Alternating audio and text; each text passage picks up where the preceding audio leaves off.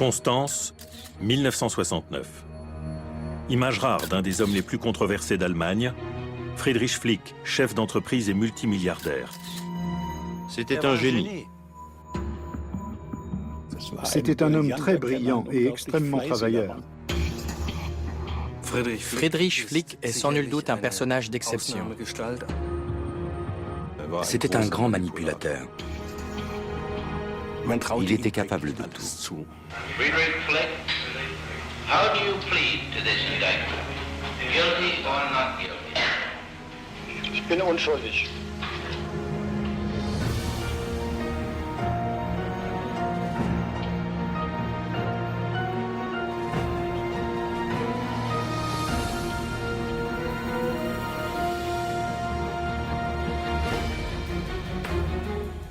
Juin 1945. Dans leur zone d'occupation, les Américains mènent la chasse aux criminels de guerre. Sur leur liste figure un certain Friedrich Flick, un industriel qui aurait spolié des Juifs et employé des dizaines de milliers de travailleurs forcés. Flick s'est installé en Bavière, non loin de Bad Tölz. Il est prêt.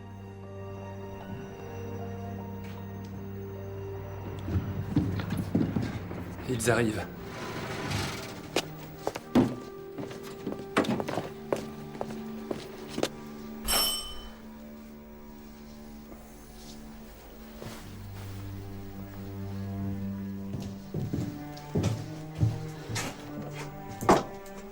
Monsieur Flick, vous êtes en état d'arrestation.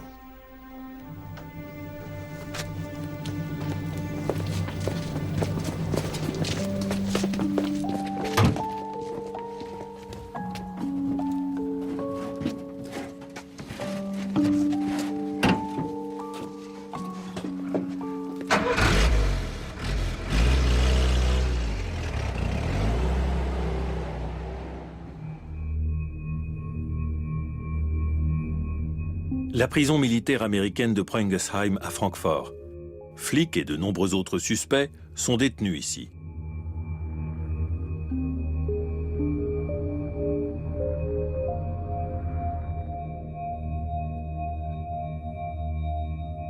Fin 1946, Flick est transféré à Nuremberg pour être entendu par les enquêteurs américains.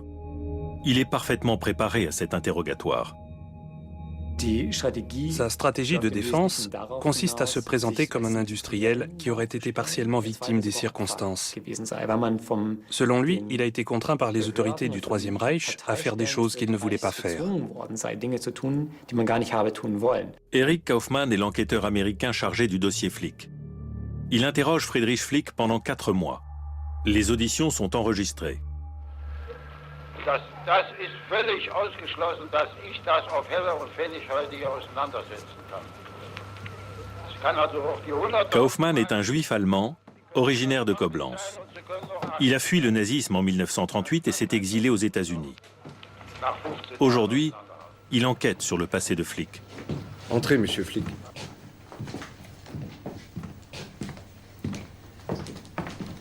Quelque chose à ajouter à vos déclarations d'hier? Non.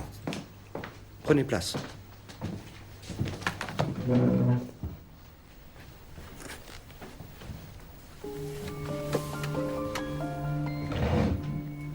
Pouvons-nous poursuivre?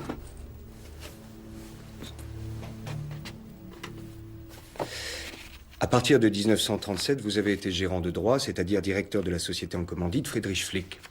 C'est exact. Quelles autres fonctions avez-vous occupées? J'ai été membre du Parti national socialiste des travailleurs allemands de 1937 à 1945. Carte numéro 5918393. Oui. Quoi d'autre? Eh bien, durant l'hiver 1937, j'ai été nommé responsable économique de la défense.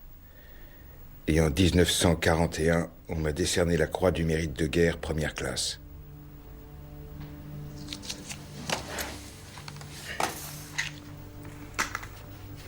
Vous étiez membre du conseil de surveillance de quelle société?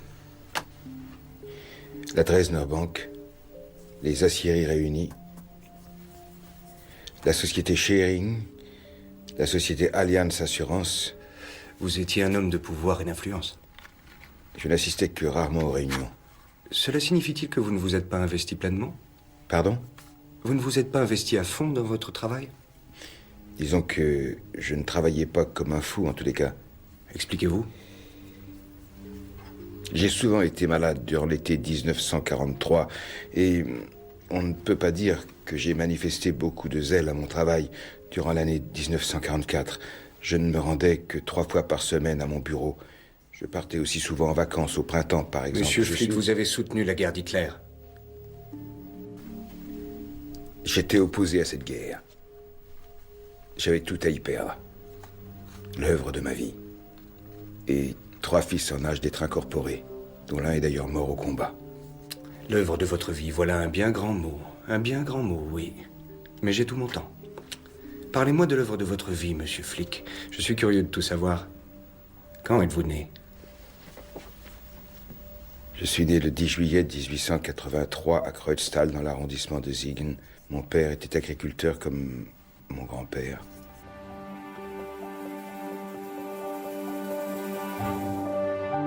Friedrich Flick grandit à Kreuztal, en Rhénanie du Nord-Westphalie.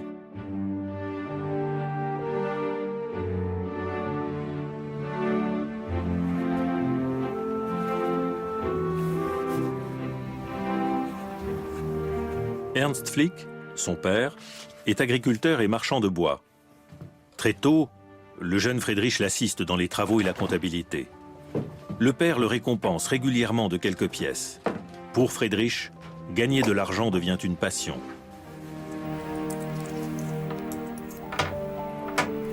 Voilà pour ton travail. Merci.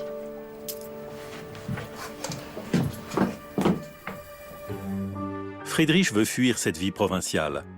Tous les jours, il se rend au collège de Siegen, à 10 km de là. Très tôt, il choisit sa voie et interrompt sa scolarité pour devenir commerçant. Après son service militaire, Flick entame des études de commerce à Cologne, à 60 km de chez lui.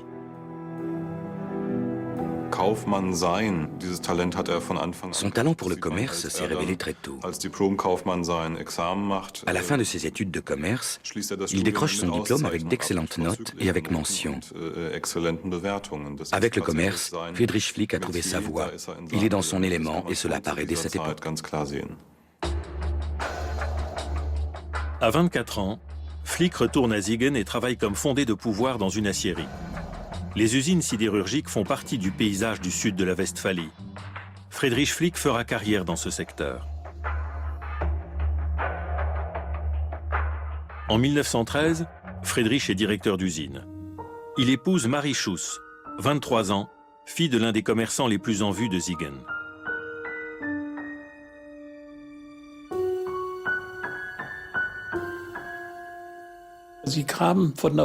Marie Schuss travaillait dans un magasin de textile où elle faisait les emballages. Je n'ai jamais vu quelqu'un faire un paquet aussi vite qu'elle. Elle était très travailleuse. Pour Flick, ce mariage est une occasion de s'élever socialement. C'est tout à fait indéniable. Il rêve d'ascension et son épouse vient d'un milieu plus aisé que le sien.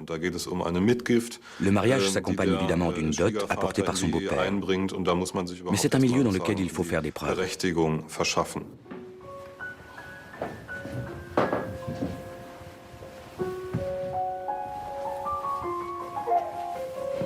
En 1916, sa femme lui donne un héritier, Otto Ernst.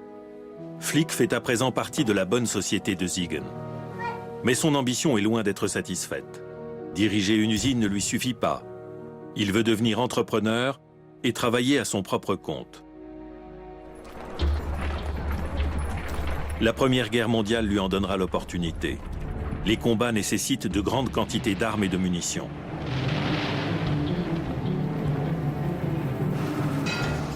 Les aciéries et les usines d'armement tournent à plein régime. C'est notamment le cas de l'usine Charlottenhütte à Siegen que Flick dirige depuis 1915. Elle est l'une des rares à disposer de manganèse, un minerai précieux et essentiel à la production d'acier renforcé pour les pièces d'artillerie. Les bénéfices réalisés sont considérables.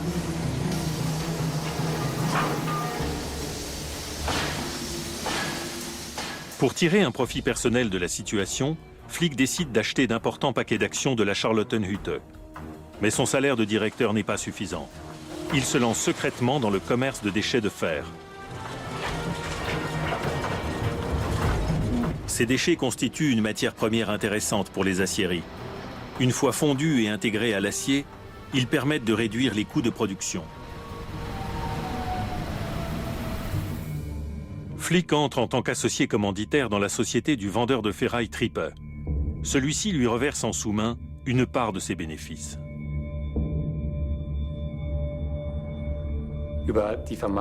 Les achats de ces déchets de fer, qu'il effectue en sa qualité de directeur d'une usine sidérurgique, lui permettent de dégager dans le cadre de son entreprise des bénéfices qui iront sur son compte personnel et non pas sur celui de la société qui l'emploie. Avec ces bénéfices, Flick achète, par l'intermédiaire d'hommes de paille, des actions de l'usine Charlottenhütte. Avec 1200 employés, c'est la plus importante aciérie de Siegen. Bientôt, il n'est plus simplement directeur salarié, mais aussi propriétaire de l'usine. Le commerçant prospère est devenu un entrepreneur qui brasse des millions.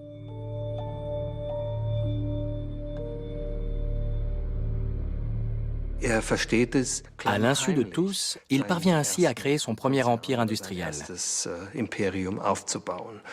Cette façon de procéder dénote une habileté assez remarquable. Friedrich Flick sait attendre, mais quand les circonstances sont favorables, il sait aussi brusquer les événements sans le moindre état d'âme. Il sait acheter et vendre au bon moment. En 1923, Flick s'installe avec sa famille à Berlin, capitale du Reich. Il veut être plus proche de la bourse, des banques et des milieux politiques. Flick s'installe dans un bureau proche du cœur du pouvoir. C'est de là qu'il mènera sa lutte pour la suprématie sur la sidérurgie allemande. Le personnel de son entreprise a fort à faire. Pour jouer dans la cour des grands, Flick a besoin de crédits bancaires avantageux, d'informations boursières fiables et de contacts étroits avec le gouvernement. On a encore eu des soucis. Je vais m'en occuper. Je compte sur toi, Conrad. Flick aime le succès et le pouvoir.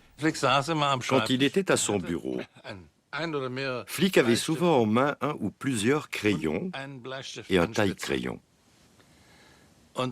Et quand il écoutait, il taillait et retaillait inlassablement ses crayons.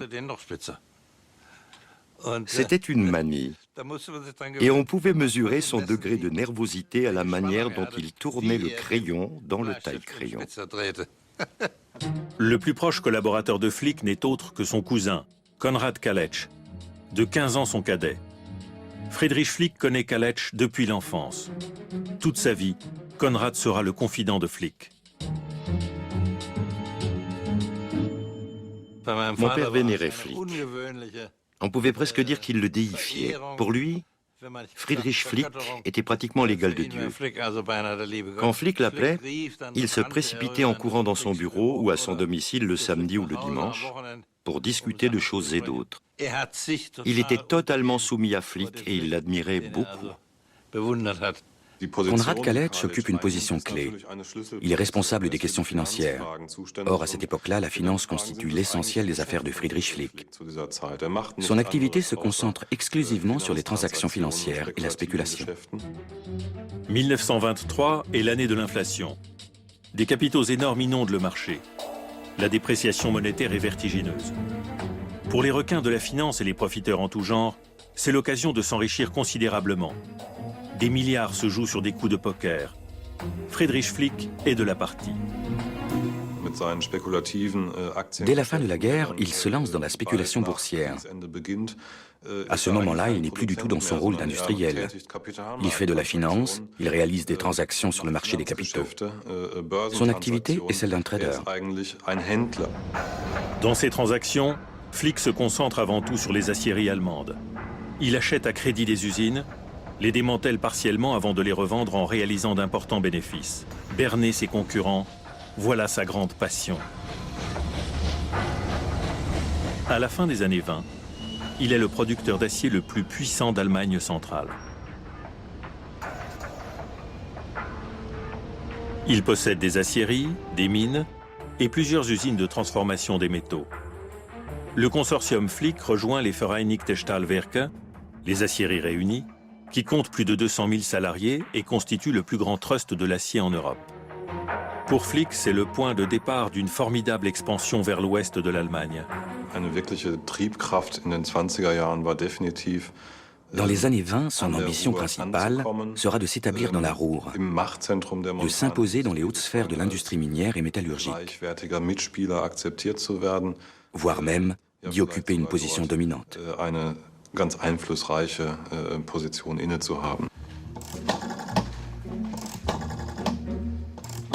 Flick se sent désormais de taille à rivaliser avec Krupp et Thyssen, les barons historiques de la Ruhr.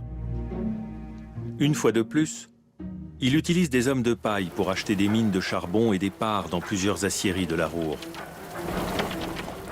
Discrètement, il consolide son influence au sein des aciéries réunies.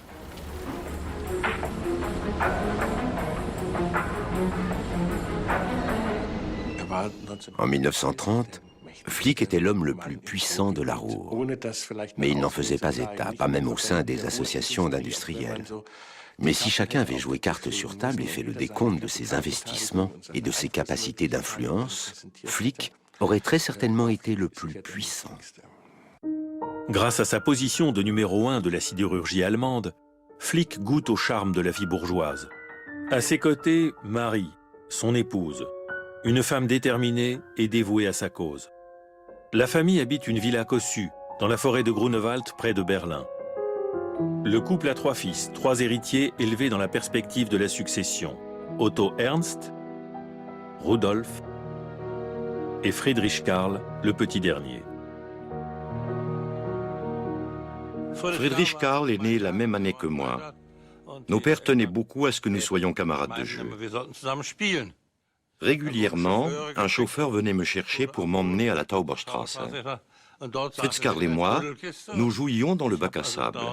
Je construisais des châteaux de sable et lui, il les piétinait. Cette amitié, bien qu'encouragée par les pères des 2 enfants, restera pourtant difficile. Pour le cadet des fils Flick, un autre ami d'enfance jouera un rôle beaucoup plus important, Eberhard von Brauchitsch.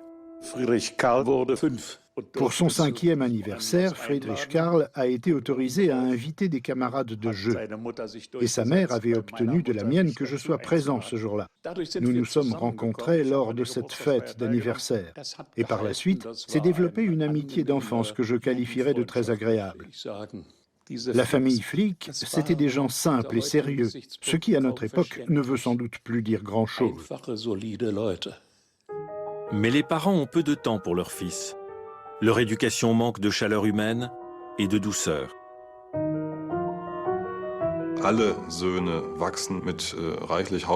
Les 3 garçons grandissent dans un environnement très bourgeois, avec des domestiques, des chauffeurs, un parc, etc. Très tôt, ils ont conscience d'être les héritiers d'un grand industriel et ils seront méthodiquement préparés à assumer cet héritage. Avec ses fils, Flick veut fonder une dynastie de l'acier. Et quel meilleur exemple pour cela que lui-même? Quand M. Flick père entrait dans la salle de jeu, nous nous redressions d'un bond tellement il nous impressionnait. Il avait une telle présence que face à lui, on se mettait automatiquement au garde-à-vous. Au moment des repas, autour de la table, il y avait d'un côté M. Flick père, sérieux comme un pape, qui surveillait tout ce qui se passait. Face à lui, il y avait sa femme, la tante Marie, qui n'était pas commode non plus. Et un peu plus loin, il y avait Friedrich Karl et moi. Un jour, nous avons mangé des boulettes en sauce avec des petites pommes de terre. J'avais l'habitude d'écraser mes pommes de terre dans la sauce. Mais en appuyant avec ma fourchette, j'ai fait rouler une pomme de terre sur la table, ce qui a laissé une longue traînée de sauce sur la nappe blanche. Il y a eu un silence glacial. Quelqu'un a sonné un domestique pour faire effacer les traces de ma maladresse. Ce jour-là, j'ai eu envie de disparaître sous terre. À vos marques. Prêt. Partez. Allez. Les fils se disputent âprement l'affection de leur père. D'entrée de jeu, Friedrich Carl est hors course. Mais ses joutes fraternelles ne comptent pas vraiment. Entre ses fils, Friedrich Flick a fait son choix depuis longtemps.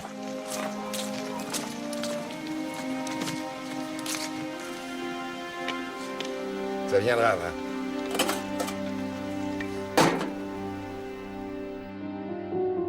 À la fin des années 20, rien ne semble manquer au bonheur de Marie et Friedrich Flick.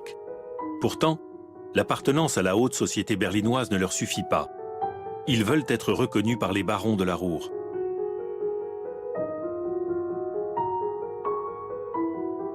Pour cela, ils font construire un palais sur les bords de la Ruhr. Le site a été soigneusement choisi, à proximité immédiate de la villa Hügel, qui fait la fierté de la famille Krupp. Pour les Krupp, les projets du ferrailleur Flick sont une provocation. Selon certaines sources, l'industriel Gustav Krupp von Bohlen und Halbach aurait même déclaré « Ce monsieur Flick m'est très antipathique. Nous ne traiterons pas avec lui. Nous ne favoriserons pas ses projets dans la Ruhr en faisant affaire avec lui. » Pour ces gens-là, il est toujours resté un étranger. Cela n'apparaît dans aucune de ses biographies, mais c'est bien le cas, j'en ai été témoin. Marie Flick, sa femme, en a beaucoup souffert. Et dans son fort intérieur, il en a peut-être souffert lui aussi. À mi-chemin entre le château d'Ettissen et la villa des Krupp, se dresse désormais le Charlottenhof de la famille Flick. 54 chambres, un salon de 160 mètres carrés et une terrasse panoramique sur la vallée de la Ruhr. Un palais dans lequel la famille Flick ne s'installera jamais. Le krach boursier et la crise économique de 1929 viennent contrarier leur projet de déménagement. Le cours des actions s'effondre, de nombreuses banques font faillite et ferment. Les clients craignent pour leur placement. Friedrich Flick lui-même a le couteau sous la gorge.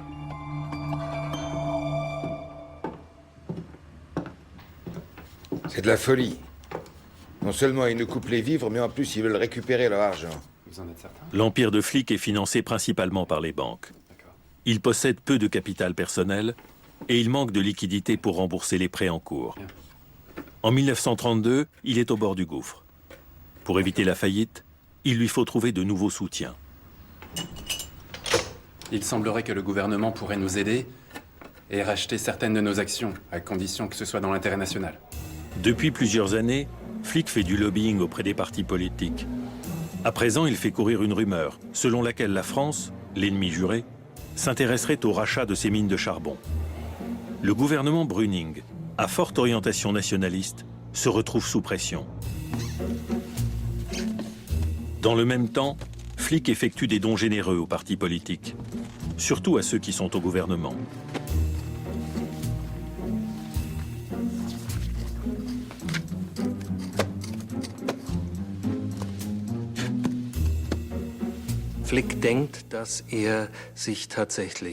Flick veut s'attirer les bonnes grâces des milieux politiques. Pour cela, il va faire des versements d'argent réguliers. Dans certains cas, ça ira jusqu'à la corruption pure et simple. Il est convaincu que tout cela lui permettra de protéger ses propres affaires. Début mai 1932, Flick se déplace personnellement à Allensbach, sur le lac de Constance. Il vient rendre visite à l'homme qui va le sauver.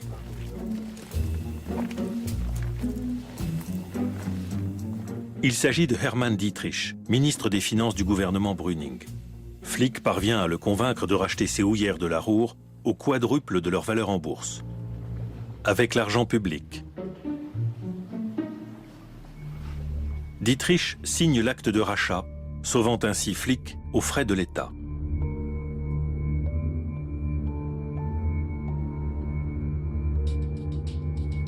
lors de la campagne électorale de juillet 1932, la presse a vent de l'accord secret entre Friedrich Flick et le Reich. Flick et le gouvernement se retrouvent au banc des accusés. Dans les journaux, l'effet est dévastateur.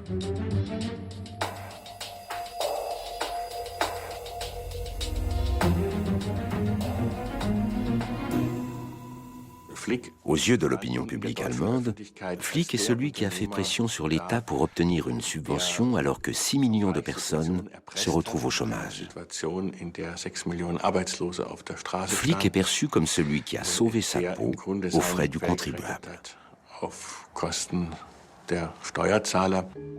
À Nuremberg, en 1947, l'enquêteur Erich Kaufmann s'intéresse lui aussi aux dons effectués par Flick. Nous allons aborder un autre sujet intéressant. J'aimerais connaître le détail de vos dons aux partis politiques pour l'année 1932. Au cours de l'année 1932, j'ai versé environ 1,5 million de Reichsmark pour des causes politiques. Pour moi, c'était beaucoup d'argent. Croyez-moi, vraiment. De cette somme, un peu moins d'1 million ont été versés pour l'élection de Hindenburg contre Hitler en 1932. Vous avez également versé 50 000 Reichsmark au parti nazi en 1932. Je n'ai plus les reçus. C'était peut-être un peu plus ou un peu moins, je ne sais plus. Mais je ne l'ai fait qu'une fois. Pourquoi avez-vous payé? Juste pour avoir la paix. Il apparaît très clairement que pour Flick, les relations avec la politique constituent un facteur de production, au même titre que les matières premières ou la main-d'œuvre. C'est un élément parmi d'autres dans un plan d'investissement. À son arrivée au pouvoir, le NSDAP de Hitler perçoit un nouveau versement de 50 000 marks. Flick offre également la Villa Charlottenhof au NSV, une œuvre de bienfaisance créée par le parti nazi. Il tire ainsi un trait sur ses projets personnels dans la Ruhr. Flick se concentre à nouveau sur ses entreprises en Allemagne centrale et œuvre à leur prospérité sous le régime national-socialiste. La politique des nazis a été très favorable aux entreprises. Pour l'industrie sidérurgique, le programme d'armement de 1933 et 1934 a eu le même effet qu'un plan de relance. Les associations de travailleurs et les syndicats ont été interdits. Tout cela convenait parfaitement à un industriel conservateur et national-libéral comme Flick.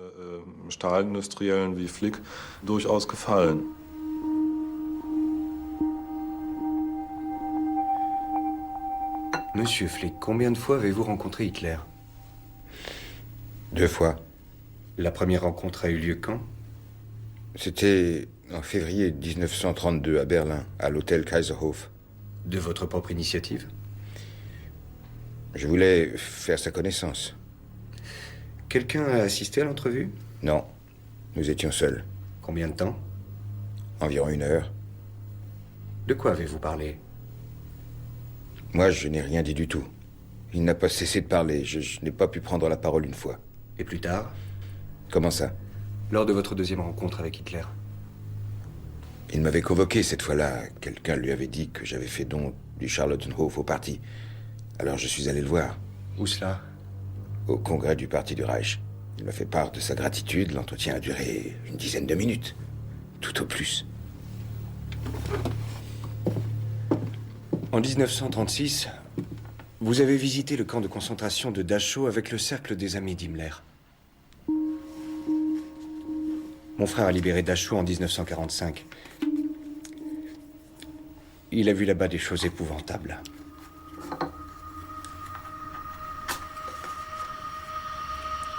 Quand avez-vous rencontré Himmler pour la première fois? C'était en février 1933. Il était venu visiter nos bureaux de la Bellevue-Strasse à Berlin et quand je suis entré par hasard dans le bureau d'un de mes collaborateurs, il était là. Et il m'a été présenté. L'avez-vous revu par la suite? Il venait de temps à autre aux réunions de son cercle d'amis. Vous y participiez régulièrement, vous? Je n'étais pas le seul, il y avait d'autres dirigeants économiques. Vous avez fait des dons au cercle des amis d'Himmler. Combien? Les montants étaient très variables. Dans les dernières années, ça tournait autour de 100 000 Reichsmark par an.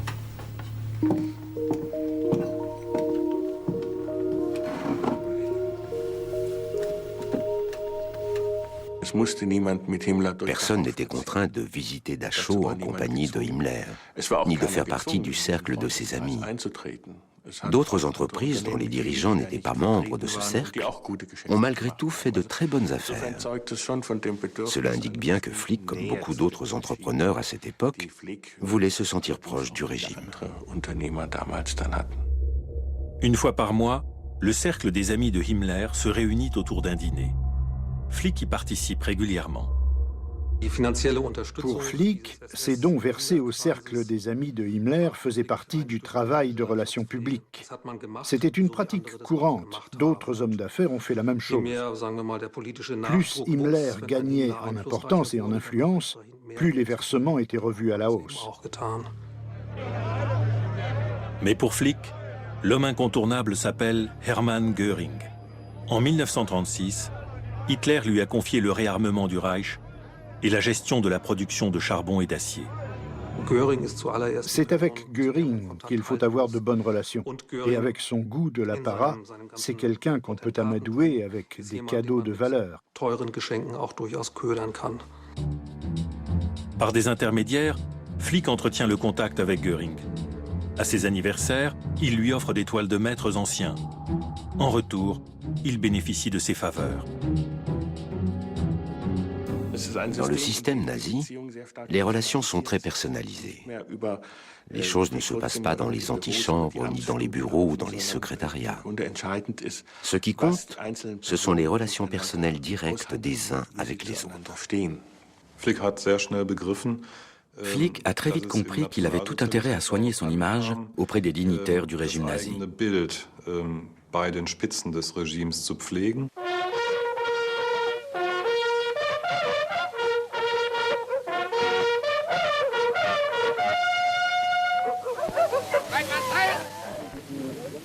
Göring, grand veneur du Reich, retrouve régulièrement ses amis pour une partie de chasse.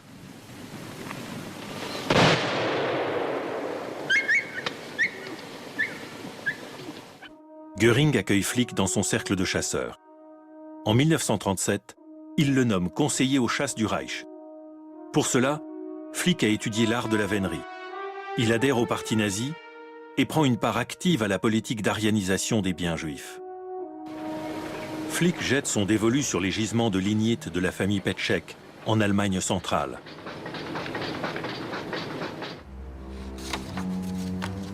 Il met au point un plan de bataille contre les frères Petschek. Il a des objectifs très précis.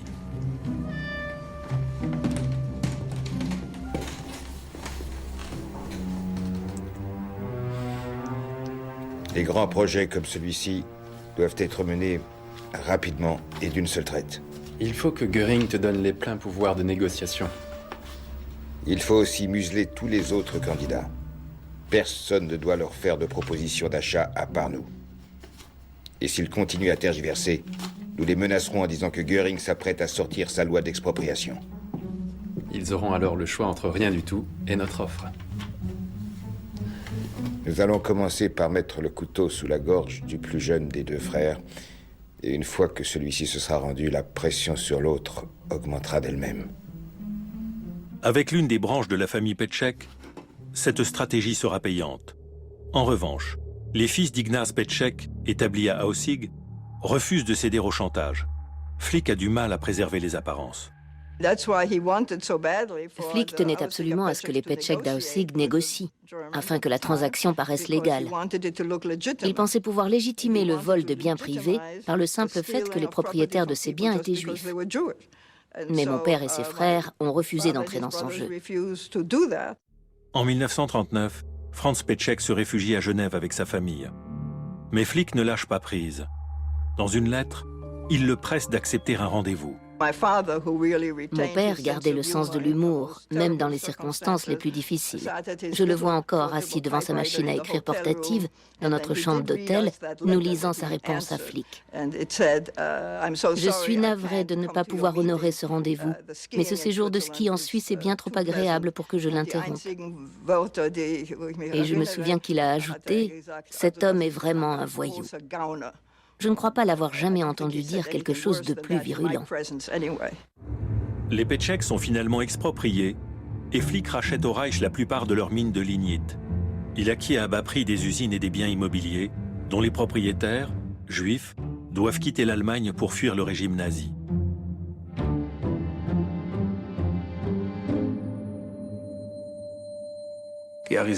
L'arianisation de grandes entreprises, mais aussi de petites propriétés privées qu'il rachète à des juifs, des terres, des villas, etc. Flick fait tout cela sans le moindre scrupule. Il n'hésite pas à utiliser cette nouvelle situation, illégitime et criminelle, pour ses affaires et pour ses intérêts.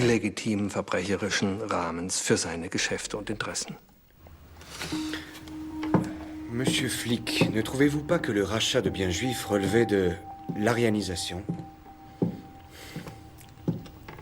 Si la personne concernée propose la vente de sa propre initiative, ce n'est pas de l'arianisation.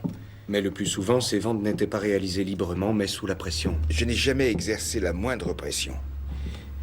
Lors de l'acquisition de certains biens, il était fréquent que les propriétaires juifs nous emmènent en promenade, ma femme et moi, ou alors nous invitent pour le café ou à déjeuner.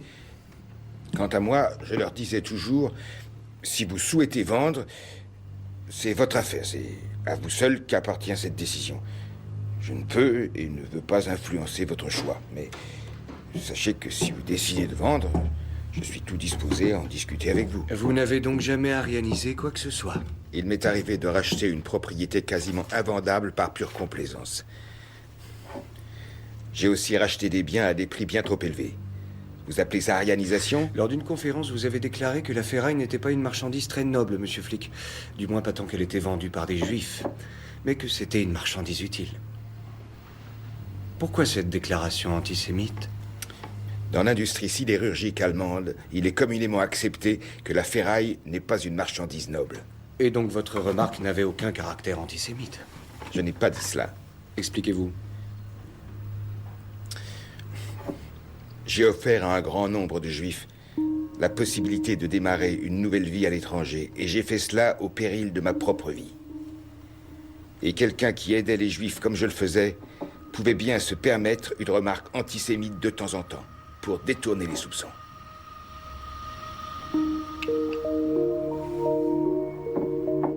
Ces photos, découvertes récemment, ont été prises lors du centenaire de l'aciérie Risa en Saxe. Elles montrent que l'homme d'affaires Flick faisait partie des élites d'Hitler. Durant ces années, Flick transforme son groupe sidérurgique en entreprise familiale. Il cède des parts de ses usines à ses 3 fils, mais il conserve le pouvoir discrétionnaire. À 18 ans révolus, l'aîné Otto Ernst part faire son service militaire. À son retour, il apprend toutes les ficelles du métier dans les usines de son père. En 1940, Hitler envahit la France. Flick en profite pour développer ses affaires. Les troupes allemandes arrivent à Metz, en Lorraine. Grâce à ses relations avec les collaborateurs de Göring, Flick se voit attribuer l'aciérie de Rombach.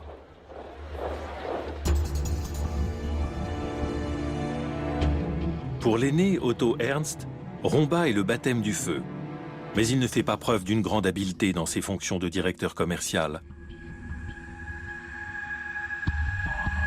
Otto Ernst Flick n'est pas le meneur d'hommes que son père espérait.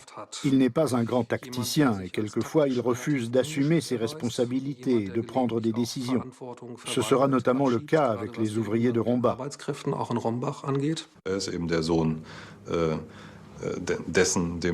Il est le fils du propriétaire et il se comporte comme tel. Très vite, il va user les équipes dirigeantes des entreprises dans lesquelles il travaille et même déclencher des conflits internes. Otto Ernst, qui n'était pas le favori de son père, tombe en disgrâce.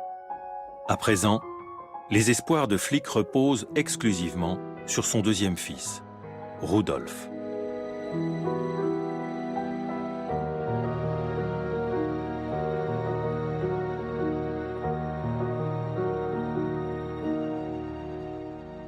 Rudolf a fait partie des jeunesses hitlériennes de la marine, une troupe d'élite, où il s'est engagé avec enthousiasme.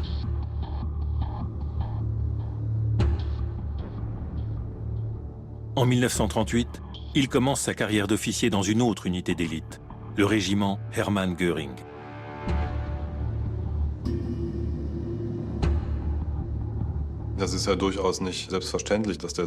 Un fils de grand industriel qui embrasse la carrière militaire, ce n'est pas banal. Mais apparemment, Rudolf s'engage par conviction. Le régiment général Göring disposait de sa propre garnison à Berlin. De plus, au sein de ce régiment, l'esprit de camaraderie était particulièrement fort et Rudolf s'est trouvé coupé de sa famille pendant une période assez longue. Au début de la guerre contre l'Union soviétique, Rudolf Flick a 21 ans. Il décide de suivre le Führer, et non son père. Le 22 juin 1941, son régiment rejoint le front de la guerre d'extermination à l'Est.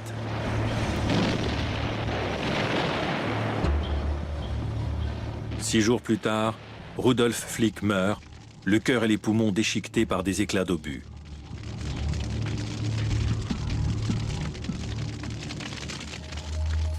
Friedrich Flick ne pourra se recueillir sur sa tombe en Ukraine qu'un an après, quand Hermann Göring met un avion à sa disposition.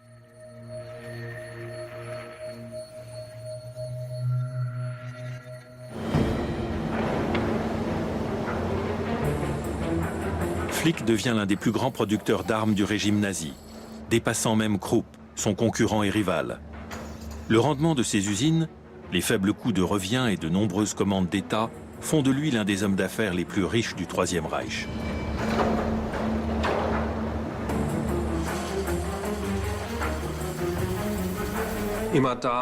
Dans la plupart de ces usines d'armement, Flick parvient, avec un certain succès, à faire endosser les risques par l'État.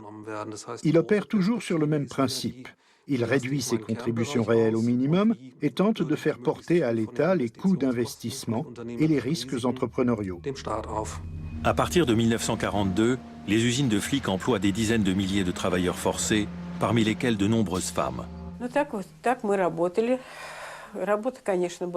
Il nous faisait travailler entre 12 et 14 heures par jour, dans des conditions très difficiles. Il fallait trier, puis éplucher des pommes de terre. Il fallait laver les planchers. Nous étions mouillés en permanence. Nous faisions vraiment tout le sale travail. Maman ne pouvait pas avaler l'infect broué d'épluchures qu'on nous donnait à manger. Nous épluchions les pommes de terre et cela produisait de l'amidon. Cet amidon et ces épluchures servaient à faire notre soupe. C'est ça qui nous donnait à manger. La plupart de ces hommes et de ces femmes sont acheminés vers le Reich depuis la Pologne, la Russie et l'Ukraine. Ils sont destinés aux travaux les plus pénibles et vivent dans des conditions indignes. Flick ne pouvait pas l'ignorer.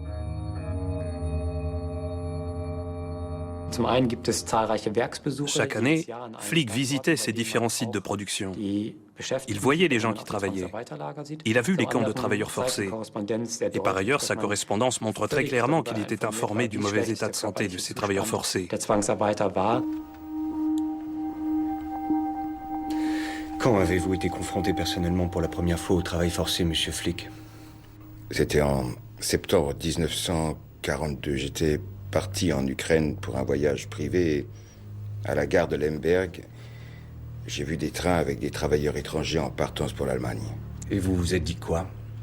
J'avais devant moi des gens de bonne humeur, qui s'amusaient, qui jouaient de la musique. Et à aucun moment, je n'ai eu le sentiment qu'il pouvait s'agir d'une déportation. Et plus tard? Fin 43, courant 44, j'ai commencé à voir les choses autrement. Et j'ai acquis la conviction morale que tous n'étaient pas venus de leur plein gré. Vous avez utilisé des dizaines de milliers de travailleurs forcés dans vos usines. Aucun d'entre eux n'était là de son plein gré. J'étais à Berlin. Les usines étaient très éloignées. Depuis Berlin, nous n'avions strictement aucune possibilité, aucun moyen d'intervenir directement. La gestion était du ressort des directeurs des usines. L'un de ces directeurs d'usine n'est autre qu'Otto Ernst, l'un des fils de Flick. L'acierie de Rombach qu'il dirige emploie des milliers de travailleurs forcés.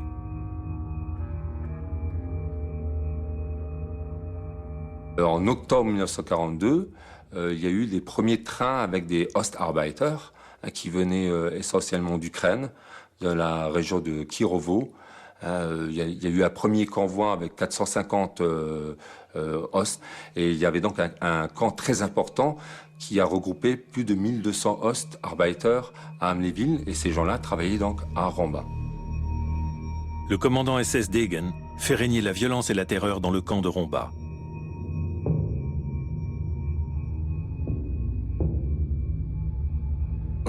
Otto Ernst Flick a toléré l'instauration d'un véritable régime de terreur à l'intérieur des camps de travail. La direction des camps, qui travaillait en collaboration étroite avec la Gestapo et la SS, maltraitait régulièrement les prisonniers. Tout cela se produisait à proximité immédiate des bâtiments de l'administration. Otto Ernst Flick aurait parfaitement pu aller faire un tour dans les camps et se rendre compte des conditions qui régnaient là-bas.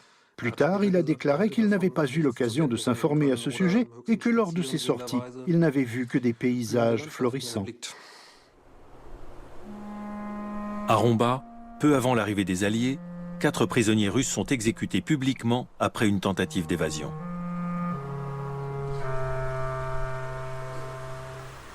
Mais vous connaissiez ce système de travail forcé et vous y avez contribué.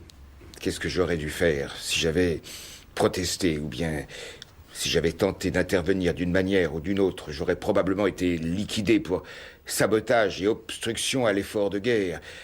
Et ce n'est pas la mort d'un martyr qui aurait changé quoi que ce soit à tout ça. Qu'avez-vous fait pour améliorer le sort des travailleurs forcés?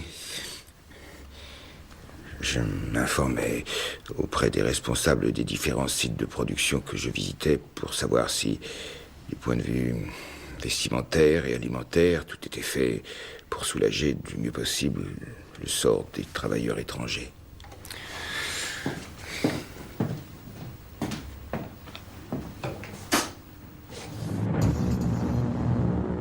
À partir de 1942, les bombardements alliés s'intensifient. À Berlin comme ailleurs, de nombreux immeubles et usines sont détruits. Les survivants dégagent les morts et les blessés pris dans les gravats. Les sinistrés sont évacués.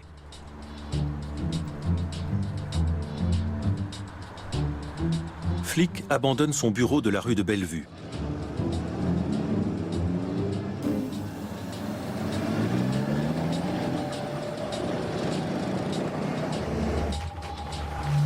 Les dossiers nécessaires à la reconstruction sont expédiés en Bavière, à l'usine Max Hütte, qui est encore épargnée par les bombardements.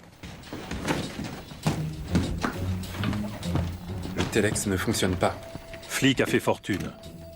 Et il a fait inscrire à son nom la plupart des actifs de ces sociétés.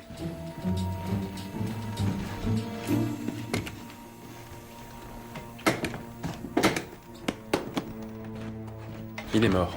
Il n'y a aucune tonalité. En avril 1945, les troupes américaines arrivent en Bavière. Elles ne rencontrent pratiquement aucune résistance. La chasse aux criminels de guerre commence.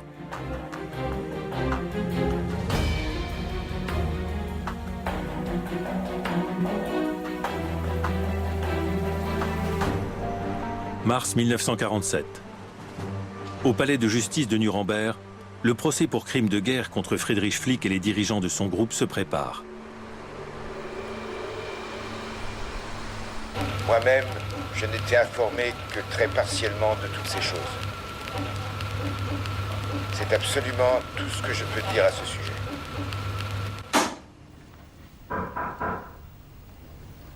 Vous pouvez vous retirer. C'est terminé. Après 4 mois de travail, l'enquêteur américain Eric Kaufman clôt ses investigations.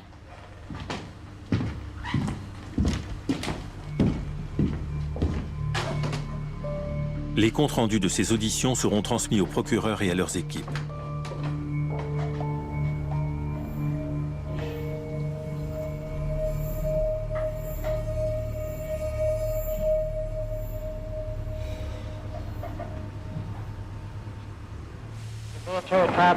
Le procès de Friedrich Flick s'ouvre en avril 1947. Defendant Friedrich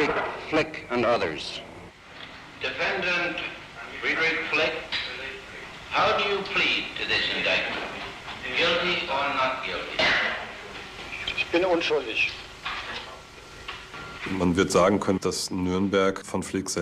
Pour Flick, le procès de Nuremberg n'a donné lieu à aucun revirement d'état d'esprit. Il n'a montré aucune disposition à un éventuel examen de conscience. Il n'était manifestement pas en mesure de reconnaître sa culpabilité, ni même d'avoir une réflexion d'ordre moral. Au fond, le procès de Nuremberg n'a engendré chez lui que de l'amertume.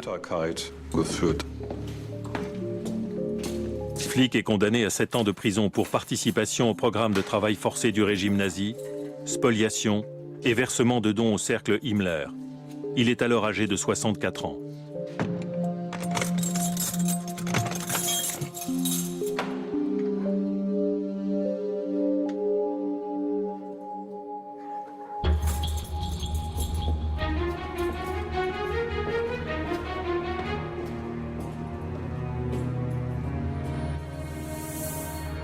Dès sa sortie de prison, Friedrich Karl Flick rebondira très vite. Second volet de cette grande saga dans un instant. Et notez dans un coin de votre mémoire qu'un dossier Flick reste ouvert sur arte.tv. Vous pourrez vous y rendre à tout moment.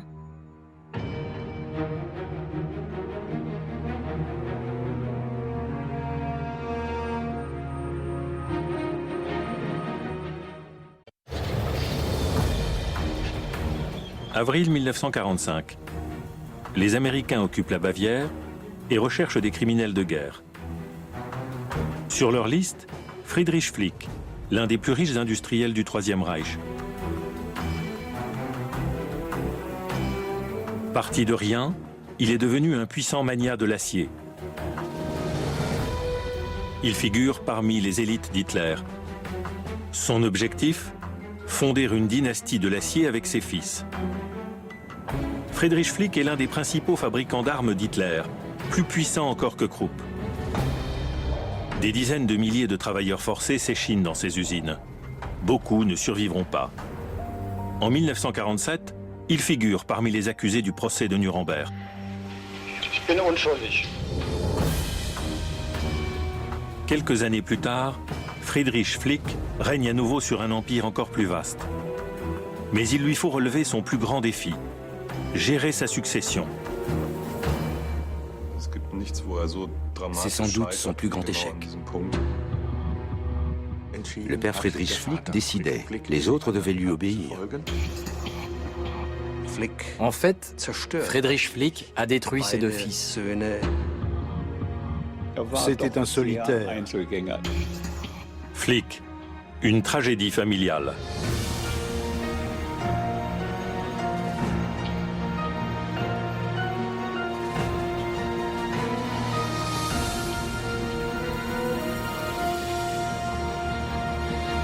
Décembre 1947 à Nuremberg. Friedrich Flick est condamné à 7 ans de prison pour crime de guerre. Il a 64 ans.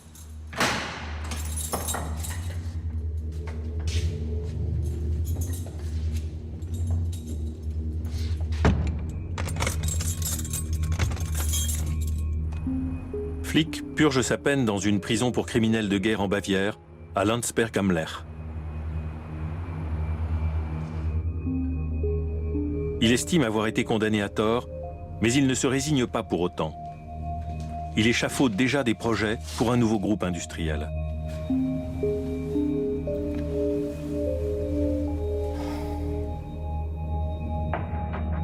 La base de son nouveau départ est l'acierie Max Hütte en Bavière. Mais Flick rencontre des difficultés. À la fin de la guerre, il a confié l'acierie à son fils aîné, Otto Ernst, pour qu'il gère le bien familial. Mais à l'arrivée des Américains, celui-ci se fâche avec eux. Otto Ernst est arrêté par les Américains et l'acierie confiée à un administrateur. Friedrich Flick n'a plus confiance en son fils. Il reprend contact avec Konrad Kaletsch, son plus proche collaborateur. Celui-ci doit créer une base pour sauver les vestiges du groupe sur lesquels nous pourrons reconstruire fort de notre ancienne alliance. Konrad Kaletsch est le cousin de Friedrich Flick. Il voue une admiration sans borne à ce dernier, de 15 ans son aîné. Depuis plusieurs années, il est son conseiller financier et son bras droit. C'est un partenariat symbiotique qui durera toute la vie, une collaboration profondément ancrée dans les relations familiales et qui dépasse largement le plan professionnel. Sans mon père, Flick n'aurait jamais pu faire une telle carrière. Il était son fidèle serviteur, son homme à tout faire. Konrad Kalesch figure également parmi les accusés de Nuremberg, mais il est acquitté. Il tente de sauver ce qu'il reste de l'empire de Flick. Son plus proche collaborateur est Odilo Burkhardt, un juriste et un expert en économie. L'Allemagne de l'après-guerre. De nombreuses usines ont été détruites ou endommagées. L'empire industriel de Friedrich Flick est réduit à peau de chagrin. La majeure partie du patrimoine de Flick est désormais située en zone soviétique. Flick y est exproprié. À l'ouest, il possède encore les hauts fourneaux de Lübeck, de précieuses mines de charbon dans la Ruhr et l'acierie Max Hütte dans le Haut-Palatinat.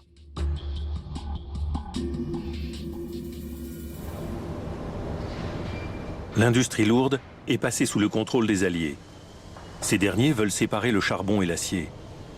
En tant que criminel de guerre, Friedrich Flick risque d'être exproprié.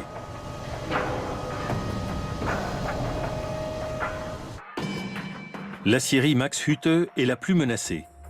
Elle risque de tomber entre des mains étrangères. Konrad Kalesch et Odilo Burkhardt contactent le gouvernement bavarois pour sauver l'acierie. Une initiative qui porte ses fruits. Flick est détenu à Landsberg, mais il n'est coupé du monde extérieur qu'en apparence. Les Américains lui accordent beaucoup de liberté. Ils veulent rééduquer les chefs d'entreprise incarcérés. Flick peut donc continuer à gérer ses affaires depuis la prison. Il a droit à des visites régulières et peut avoir des conversations confidentielles.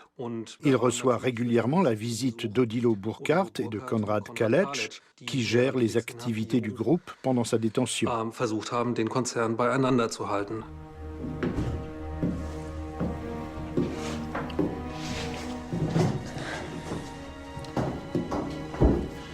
Cigarette ? Les efforts de Burkhardt et Kalesch sont couronnés de succès. J'ai relancé le bureau de Düsseldorf. Nous conservons les hauts fourneaux de Lübeck ainsi que les houillères de Hessen et de Harpen. Le gouvernement de Bavière propose de devenir actionnaire de l'acierie Max Hütte à hauteur de 20 millions, ce qui nous sauverait de l'expropriation par les Américains. Burkhardt, je vous charge des négociations et de la direction de Max Hütte. Cela ne plaira pas à votre fils. Otto Ernst n'est pas au courant des négociations. C'est lui qui nous a mis dans ce pétrin. Il est grand temps que je sorte d'ici maintenant. Munich, 1949. L'économie reprend progressivement.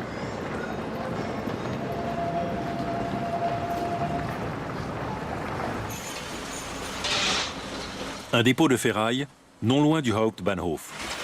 Le responsable de cette casse n'est autre que le fils aîné de Friedrich Flick, Otto Ernst. Celui-ci fait cavalier seul et se bat pour que l'acierie Max Hütte reste dans la famille. Mais Otto Ernst a un problème. Son frère cadet, Friedrich Karl, et lui-même possèdent des parts du patrimoine familial, mais ils n'ont aucun pouvoir de décision.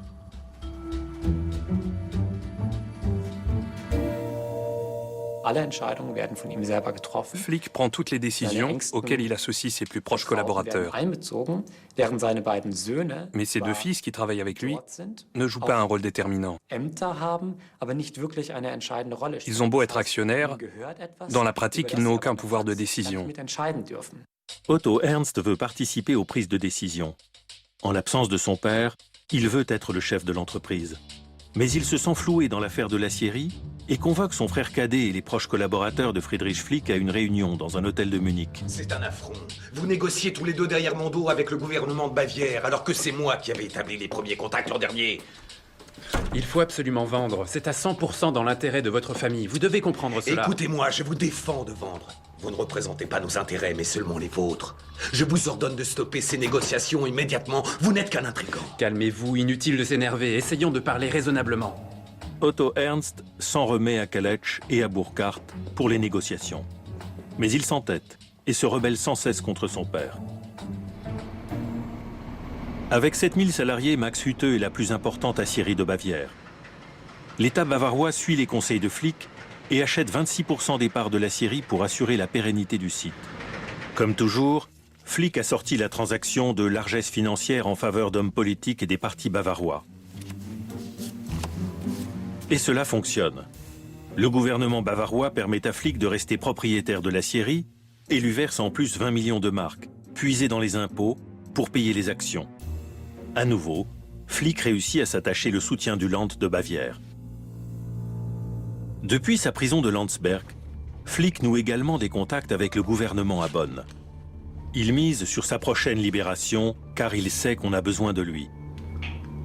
Il y a une note qui circule entre les ministères à Bonn, sur laquelle quelqu'un a écrit à la main « Impossible de réarmer l'Allemagne sans Flick ». Konrad Adenauer est chancelier depuis 1949. Il veut réarmer l'Allemagne.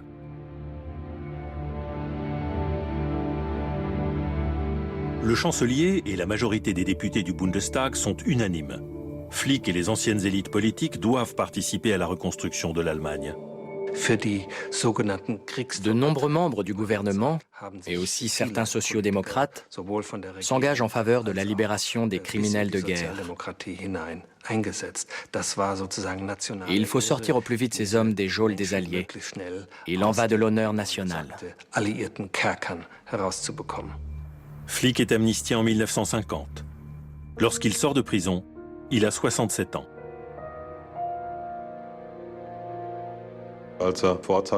Il bénéficie d'une libération anticipée et reprend ses affaires là où il les avait laissées. Même s'il est en âge de prendre sa retraite, il se met à reconstruire et fonde un nouveau groupe. La Villa Max fait partie de la propriété de l'aciérie. Flick y convoque régulièrement ses fils. Et il rappelle à l'ordre Otto Ernst, dont il désapprouve les initiatives. Je commence à en avoir assez de cette sale manie que tu as de râler sans cesse à propos de l'aciérie Max Hütte. Je me fiche que tu me donnes l'aciérie. Ou bien les hauts fourneaux de Lübeck. Ou alors pourquoi pas une ferme en Amérique, à condition que je sois seul à diriger. Je t'ai toujours dit que tu ferais mieux de prendre l'air plus souvent. La contemplation des champs de betteraves te profitera davantage que de mettre ton nez dans les affaires, crois-moi. Si un jour, lors d'une réunion, je disais que 2 fois 2 font 5, on me prendrait pour un fou. Mais si au cours de cette même réunion, notre père affirmait que dans certains cas, 2 fois 2 peuvent faire 5, ils dresseraient tous l'oreille. Tout le monde se demanderait ce qu'il mijote encore de génial. Oui, tu as raison. Père me rabaisse constamment. Tout ce que tu as, tu l'as grâce à moi. Tout ce que tu es, tu l'es grâce à moi. Toi-même, tu n'es rien et tu n'as rien. Ne l'oublie pas. Otto Ernst et Friedrich Karl Flick échouent en tant que successeurs, parce que leur père ne leur fait pas confiance et qu'ils réagissent chacun à sa manière. L'aîné, Otto Ernst, a tendance à riposter avec force et énergie, alors que son frère cadet, Friedrich Karl, se met en retrait et fait confiance aux conseillers.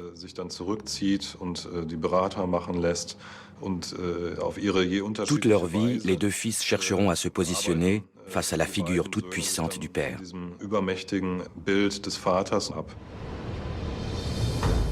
Depuis 1950, l'aciérie Max Hütte produit à nouveau de l'acier pour Friedrich Flick. Les affaires marchent bien. Pour reconstruire l'Allemagne, il faut de l'acier. Très vite, Flick récupère suffisamment d'argent pour racheter à bon prix les actions de l'aciérie cédées à l'État de Bavière. Pour rester compétitif et augmenter les bénéfices, Friedrich Flick met un point d'honneur à réduire au maximum les frais de fonctionnement. Un domaine dans lequel il est redouté par ses directeurs. Il voulait installer un monte-charge à plan incliné sur les hauts fourneaux de l'aciérie Max Hütte.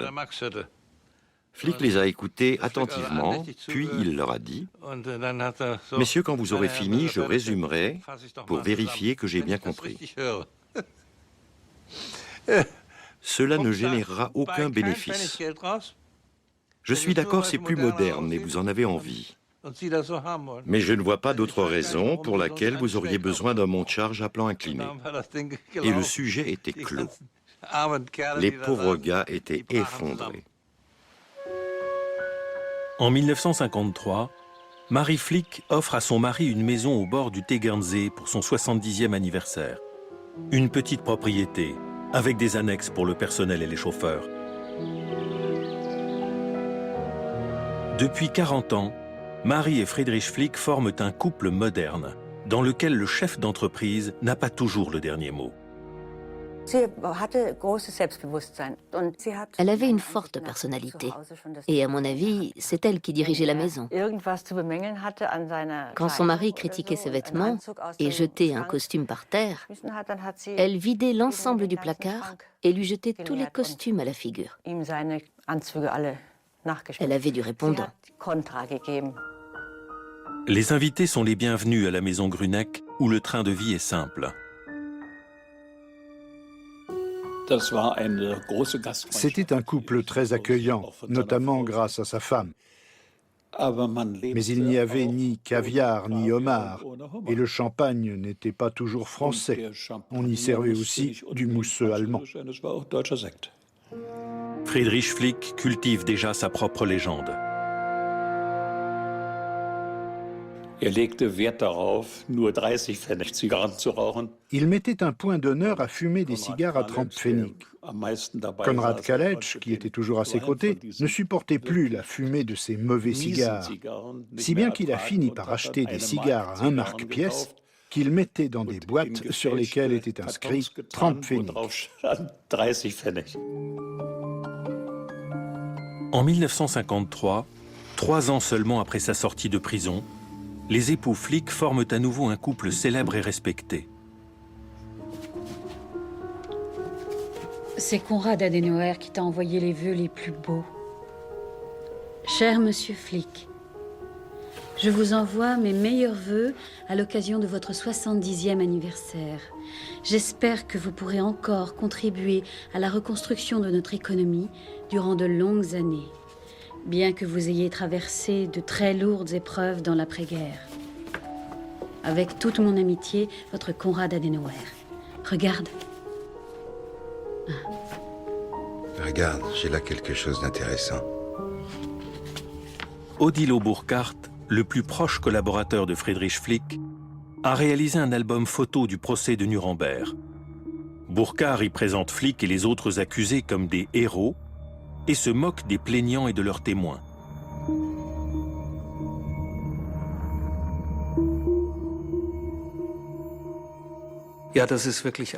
Ce document témoigne d'un fort ressentiment de haine envers le tribunal international.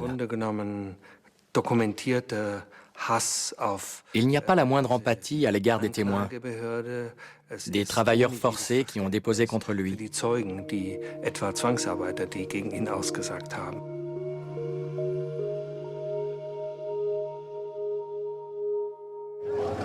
Au milieu des années 50, Flick s'installe à Düsseldorf, une ville industrielle. Il y noue des contacts avec les patrons de l'économie et de la politique. Il installe son quartier général dans la Schadowstrasse.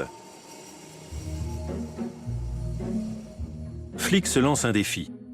Il veut construire un nouvel empire encore plus vaste que le précédent. Pour cela, il a besoin d'argent et il sait où le trouver. Les Alliés ont décidé qu'il fallait séparer le charbon et l'acier. À la différence de Krupp, Flick ne s'oppose pas à cette décision. Au contraire, il saisit cette chance et vend la majeure partie de ses houillères dans la Ruhr pour près de 250 millions de marks. Cela lui donne un grand avantage sur la concurrence, car l'Allemagne des années 50 est marquée par le manque de capitaux.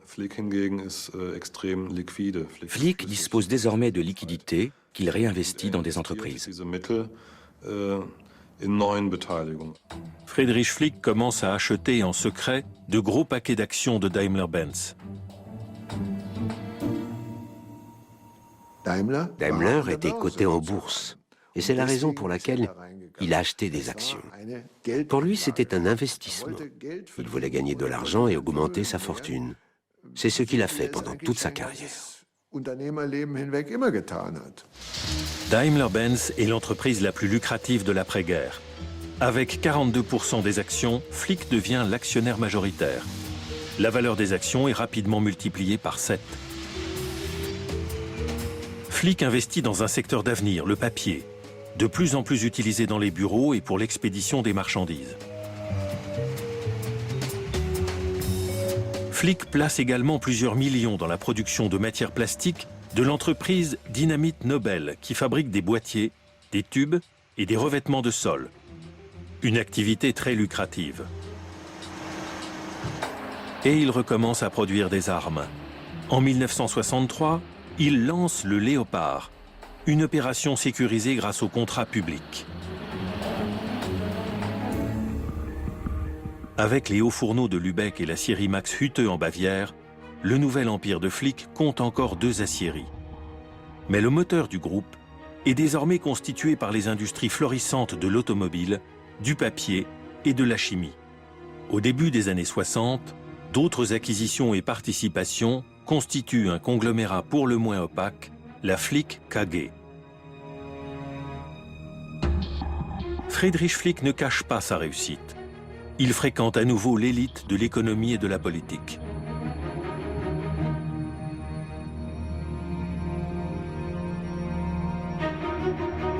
Ses fils sont présents, mais ils restent des acteurs de second plan, ce qui irrite Otto Ernst. Le fils cadet Friedrich Karl prend les choses avec sérénité. Il part à l'étranger pour acquérir de l'expérience.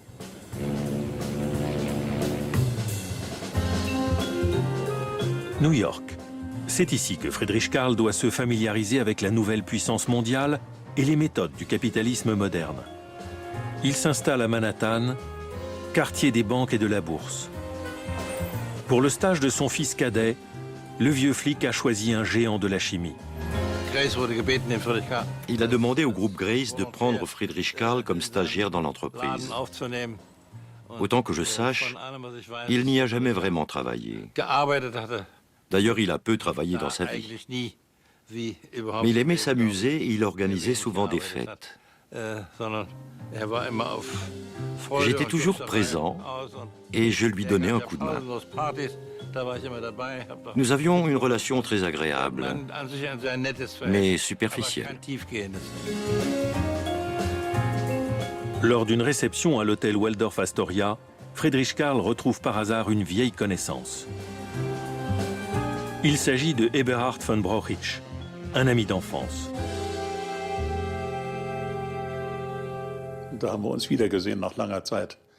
On s'est revus après de nombreuses années et ça a débouché sur une amitié très chaleureuse. Friedrich Karl me parlait souvent de ses problèmes en tant que successeur potentiel de son père.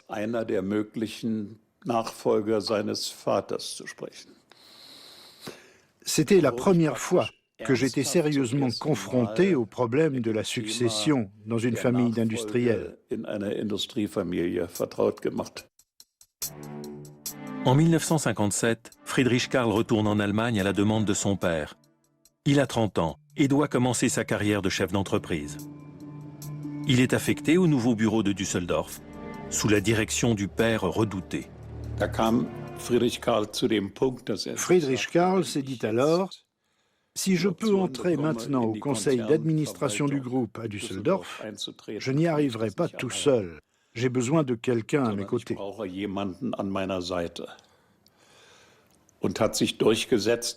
Il a réussi à imposer cette idée à son père, qui n'était pas enchanté, et Konrad Kalesch, le numéro 2 du groupe. Ils se sont dit qu'il vienne et qu'il fasse ses armes. On verra bien ce qu'il vaut, et s'il crée des problèmes, on le mettra dehors. C'était aussi simple que ça. L'aîné Otto Ernst est profondément frustré qu'on ne lui ait pas encore donné sa chance. Il presse son père de lui céder une partie de son pouvoir.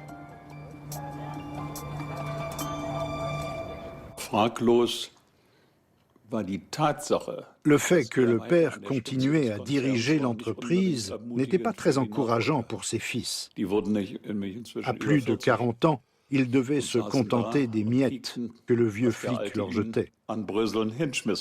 Flick affecte ses fils à différents postes. Friedrich Karl doit travailler dans les secteurs d'avenir et Otto Ernst dans l'acier, un secteur classique. Sous la présidence de son père, Otto Ernst devient membre du conseil de surveillance des hauts fourneaux de Lübeck. Mais Otto Ernst, qui veut devenir patron à son tour, critique sans cesse les décisions de son père. La remise en question de l'autorité paternelle a fini par détruire non seulement la relation entre le PDG et le directeur du groupe, mais aussi celle entre le père et le fils. Dans la villa au Beck, la propriété de Flick près de Düsseldorf, le père réprime sévèrement la rébellion d'Otto Ernst. Le patriarche prive son fils des pleins pouvoirs au sein du groupe. Désormais, Otto Ernst doit soumettre chacune de ses décisions à son père. Ce dernier lui met littéralement le couteau sous la gorge.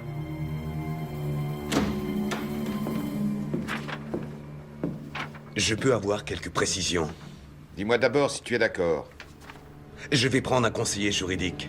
Si tu vas travailler ailleurs, je te déshérite. Et tes enfants n'auront rien. En tant que chef de famille, tu ferais bien d'y réfléchir. L'inflexibilité de Flick lui coûte cher et fait de lui le principal obstacle à son propre rêve, fonder une dynastie familiale. Otto Ernst risque de perdre sa place de chef junior au profit de son frère, ce qui modifierait la situation de sa femme Barbara et de leurs 3 enfants, Gerd Rudolf, Friedrich Christian et Dagmar. Pour éviter cela, il est proposé de répartir les secteurs d'activité entre les 2 frères.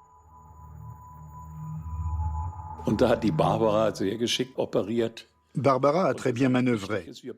Elle a dit « Il est essentiel que l'un des 2 frères travaille à l'étranger. Friedrich Karl a déjà une expérience à l'étranger, beaucoup plus que mon mari Otto Ernst. Je propose donc que Friedrich Karl travaille à l'étranger et que Otto Ernst s'occupe des affaires en Allemagne. Mais comme ce projet n'intéressait pas beaucoup Friedrich Karl, j'ai cherché une autre solution. Nous en avons discuté et nous avons fini par imposer notre point de vue. Friedrich Karl étant le moins actif des 2, il suffisait de profiter des erreurs de son frère Otto Ernst. C'était un petit rapace minable. Il n'attaquait son père que parce que sa femme, qui était très ambitieuse, le poussait à le faire. Elle lui disait qu'il devait détrôner son père et prendre les rênes du groupe. Mais il n'était pas vraiment en mesure de le faire. Otto Ernst reproche sans cesse à son père de le priver de sa part. Des accusations auxquelles Friedrich Flick finit par mettre le holà. Il ordonne à Otto Ernst de transmettre son patrimoine et ses droits de succession à ses enfants et de ne plus travailler que comme conseiller aux affaires internationales. Otto Ernst hésite, son père convoque alors un conseil de famille. Tu peux accepter ou bien refuser, mais tu ne peux plus négocier. Je te donne 10 jours. C'est un ultimatum? Oui. Tu as jusqu'au 16 juin pour accepter ou refuser. Et ne nous fais plus de reproches dorénavant. Encore un seul reproche et tu peux oublier cette dernière offre et faire une croix sur ta fortune. S'il te plaît, pense à ta famille. J'ai des droits, selon mes avocats. Si tu veux un procès, c'est moi qui te poursuivrai pour ingratitude majeure. Toutes les preuves sont prêtes dans mon tiroir. Ta réputation sera ruinée une bonne fois pour toutes. Tu me conseilles donc d'accepter ton offre, non pas en tant qu'homme d'affaires, mais en tant que fils? Oui. Puis-je demander l'avis des personnes ici présentes? Bien sûr.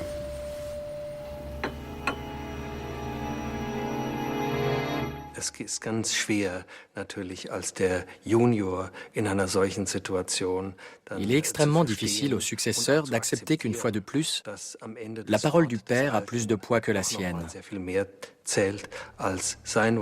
Essaye de comprendre. Tu n'as ni le tempérament, ni les aptitudes nécessaires pour pouvoir prétendre à la succession de ton père. Et est-ce que Fritz Karl a davantage que moi le tempérament et les aptitudes nécessaires? Non.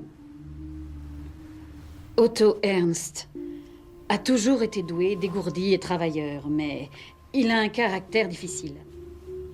Friedrich Karl n'était ni doué, ni dégourdi, ni travailleur, mais il est conciliant. Tes parents ne veulent et ne peuvent plus supporter les tourments que tu leur fais endurer depuis des dizaines d'années. C'est pourquoi accepte. Vous ne parviendrez jamais à surmonter vos différends. Tu n'as plus d'autre choix. Accepte. Mais Otto Ernst veut obtenir une décision de justice. Il porte plainte pour qu'on lui restitue ses parts. La procédure durera 4 ans. Une fois de plus, le patriarche sort gagnant du bras de fer. Selon la décision juridique, Flick peut révoquer les dons faits à son fils pour cause d'ingratitude. Otto Ernst est dédommagé. Ses parts dans l'entreprise sont mises au nom de ses enfants. C'est une déchéance. Ce qu'Otto Ernst a fait n'est pas bien. On ne fait pas ces choses-là au fondateur du groupe. Si j'avais eu du cran, il est mort à présent et je ne veux pas dire de mal de lui, mais si j'avais eu du cran, j'aurais dit « je renonce à tout, je quitte le groupe et je crée quelque chose à moi ». C'est différent. Au bout du compte, le fils aîné fait figure de parricide. Un parricide raté qui a cherché, pour des motifs égoïstes et sans réussir, à détruire l'un des plus grands groupes industriels de la République fédérale d'Allemagne. Il est déshérité, exclu de la succession moyennant dédommagement. Le véritable successeur devient alors Friedrich Karl Flick. Marie et Friedrich Flick considèrent désormais leur fils cadet comme leur successeur. Mais ils ont encore quelques réserves. Son successeur doit avoir une famille. Et une fois de plus, le père obtient gain de cause.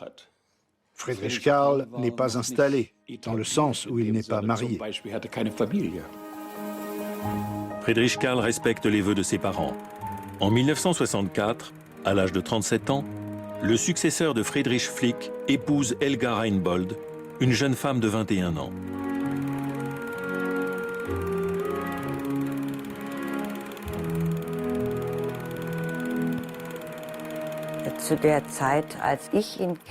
Lorsque nous nous sommes connus, il était anxieux quand il devait rencontrer son père. Il avait peur de commettre une erreur. Il était le dernier dans la succession et celui qui devait reprendre la direction de l'usine. Le jeune patron s'installe dans le nouvel immeuble de bureaux à Düsseldorf en tant qu'associé. Mais Friedrich Karl, comme son plus proche collaborateur Eberhard von Brochitsch, continue à être bridé par le vieux Flick.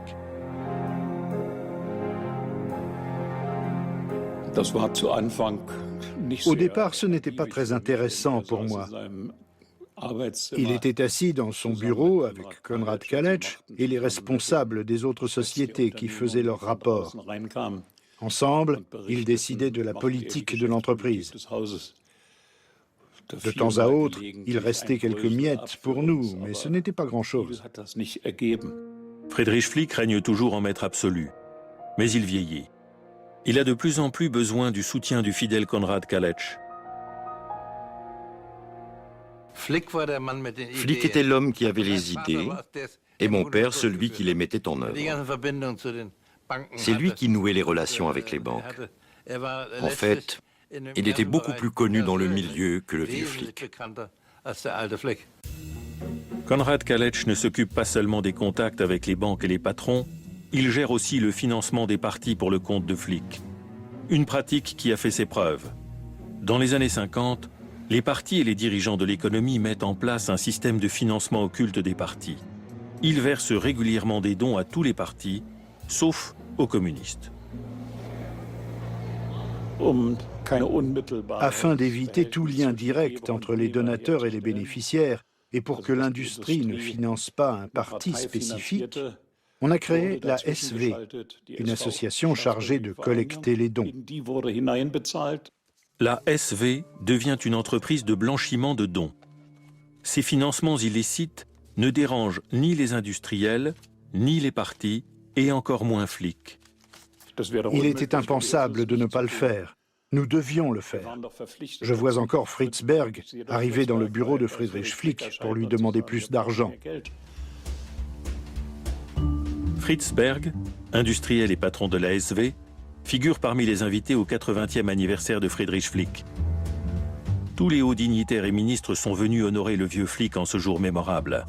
Flick appartient désormais à ces patrons de légende qui ont contribué à la reconstruction de l'Allemagne. Le lac de Constance.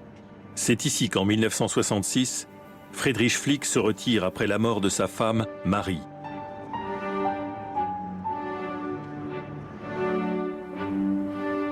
Il a acheté un petit chalet côté suisse où il paye moins d'impôts.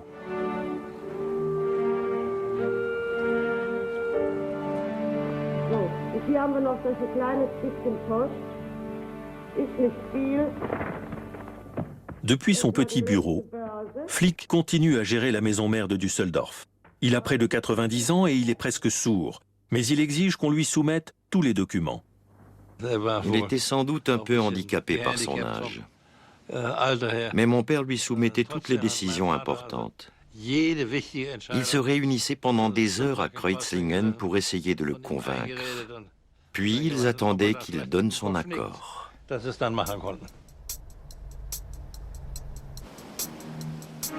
Friedrich Karl et Eberhard von Brauchitsch se réunissent souvent chez le vieux Flick. Au cours des entretiens, ils traitent des affaires courantes, mais aussi de celles liées au passé, car Flick a un problème.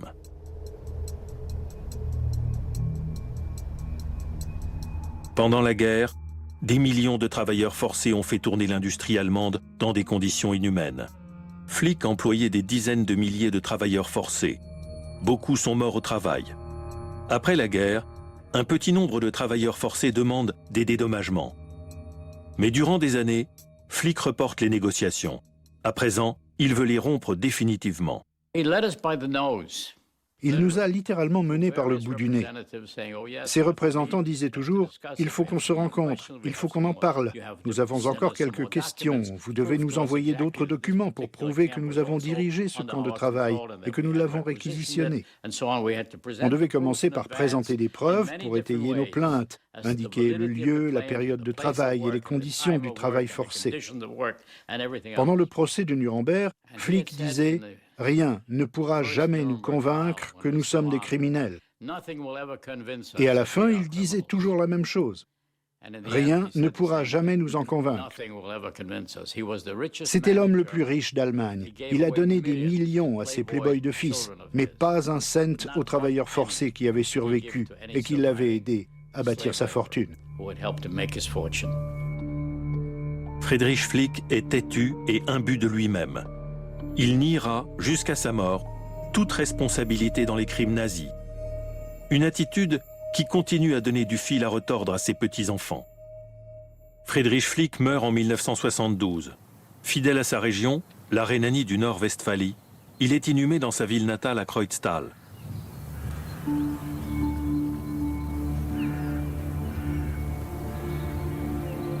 Les obsèques se déroulent dans la plus stricte intimité en présence de la famille et de ses plus proches collaborateurs. Mais il manque quelqu'un, Otto Ernst. Le fils aîné de Flick refuse de rendre un dernier hommage à son père. Il mourra 2 ans après lui. Friedrich Flick est inhumé aux côtés de son épouse Marie et de son fils Rudolf, mort à la guerre.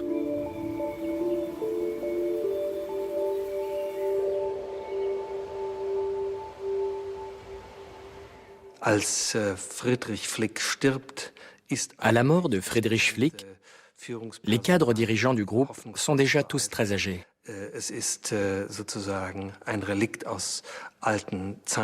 Ils sont un vestige d'une époque révolue.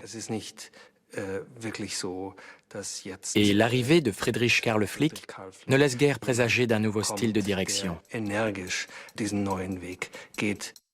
Friedrich Karl Flick a un problème avec son père. Il voulait toujours plaire à son père. Je ne sais pas, son père lui a peut-être donné le sentiment qu'il n'était pas assez fort. Friedrich Karl Flick a du mal à trouver son propre style en tant que PDG.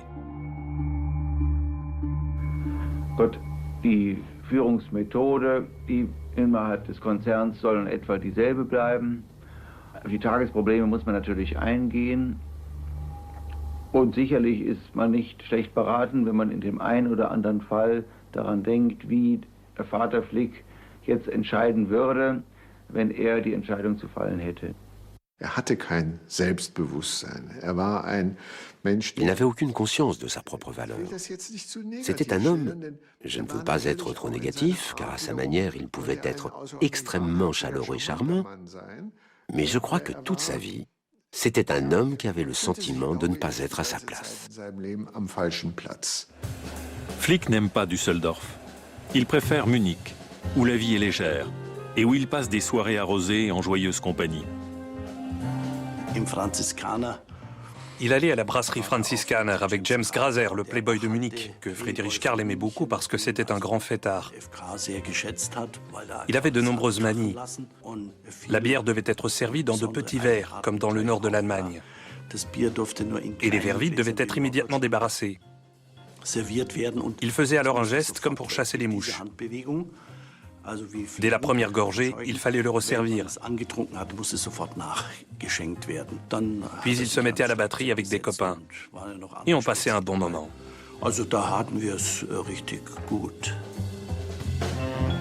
Flick retrouve des gens qui ont les mêmes goûts que lui. Et il se fait de nouveaux amis et conseillers qu'il soutient avec des dons financiers. Il était libre et heureux à Munich. Il préférait être à Munich qu'à Düsseldorf, où il se sentait contraint. À Düsseldorf, Eberhard von Brauchitsch tient les rênes du groupe à la demande de Friedrich Karl. Parmi les fonctions essentielles de l'administrateur, soigner le paysage politique par des dons aux partis et aux hommes politiques. Eberhard von Brauchitsch perpétue la tradition du groupe Flick sans la remettre en question.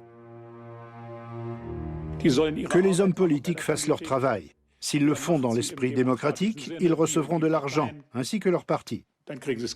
Les personnalités importantes occupent une place privilégiée auprès de Flick. L'un des principaux bénéficiaires était Helmut Kohl, le chef du parti. Son assistante personnelle envoyait quelqu'un chercher l'argent. Et quand cette personne venait le prendre, on ne se posait pas de questions.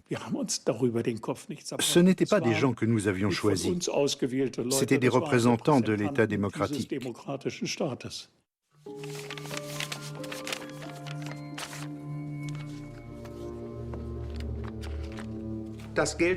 Le patron demandait qu'on prépare l'argent. À l'époque, il s'agissait encore de M. Kaletsch, puis plus tard de M. von Brauchitsch. L'argent était placé dans une enveloppe brune qui était remise au patron. Le chef comptable, M. Dill, notait « tant et tant pour un tel ». Il s'agissait toujours de personnalités figurant parmi les 10 plus importantes du Parlement et du gouvernement. Certains affirment que la seule raison d'être du groupe Flick était de verser des dons au parti. Mais je peux vous assurer que cela représentait moins d'1% des activités du groupe.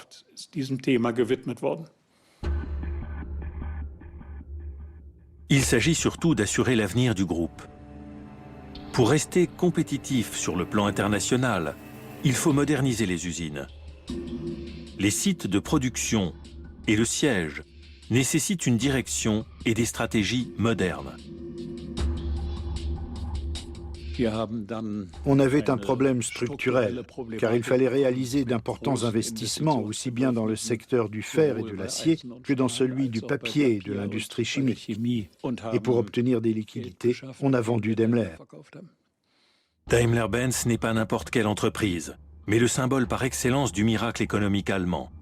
La vente de 29% de ses actions est suivie de près par l'opinion publique. En 1975, Flick revend les actions de Daimler à la Deutsche Bank pour près de 2 milliards de marks. Une transaction qui risque de lui coûter 1 milliard de marks d'impôts. Flick ne veut pas payer cette somme. Pour cela, il compte sur l'aide de l'État comme l'a toujours fait son père. Dans les années 70, on pouvait échapper au fisc lorsque les recettes perçues étaient investies dans des projets présentant un intérêt national sur le plan économique. Dans ce cas, le fisc renonçait aux impôts. Mais il fallait en apporter la preuve matérielle. Et ce n'était pas toujours simple. Flick veut investir 800 millions de marks dans le groupe Grace, aux États-Unis. Selon lui, cet investissement permettra d'introduire de nouvelles technologies en Allemagne. Mais pour ses détracteurs, il s'agit d'un investissement privé qui ne justifie pas le soutien de l'État. c'est le début d'un conflit public. C'est à Hans Friedrichs, membre du Parti libéral et ministre de l'économie en 1976, qu'il appartient de décider. Friedrich se heurte à des résistances, surtout chez ses partenaires de coalition, les sociaux-démocrates. Eberhard von Brochich distribue des dons au parti. Il effectue aussi un versement au nom de Friedrichs. Le ministre, un proche d'Eberhard von Brochich, donne finalement son accord, ce qui évite à Flick de payer plusieurs centaines de millions de marks au fisc. Otto Graf Lambsdorff, le successeur de Friedrichs au ministère de l'économie, accorde au groupe Flick de nouvelles exonérations d'impôts. Lui aussi bénéficiera de ces dons. Eberhard von Brochich croit aider son patron en perpétuant la politique des dons occultes, initiée par le vieux Flick. Mais les temps ont changé. Le 11 novembre 1981, plusieurs contrôleurs fiscaux et procureurs effectuent une visite surprise dans les locaux du siège. Sans s'être annoncés, ils montent à l'étage des directeurs et se retrouvent face à Eberhard von Brochich, très surpris. Je suis arrivé très tôt chez M. von Brochich. On m'a laissé entrer. Je lui ai montré les listes de deals sur lesquels il y avait des annotations, soumis à M. von Brochich. Je lui ai demandé « Connaissez-vous ces listes sur lesquelles figurent des dons destinés à des hommes politiques et à des partis ?» Et il m'a répondu « C'est la première fois que je vois ce document. » Je lui ai rétorqué « Regardez la notation de votre chef comptable qui semble être quelqu'un de sérieux. Il vous a soumis ce document. Il a dû imaginer cela, c'est faux. » Je l'ai interrompu et je lui ai dit « Monsieur von Brochich, on ne va pas pouvoir travailler ensemble si vous mentez sur des faits avérés. »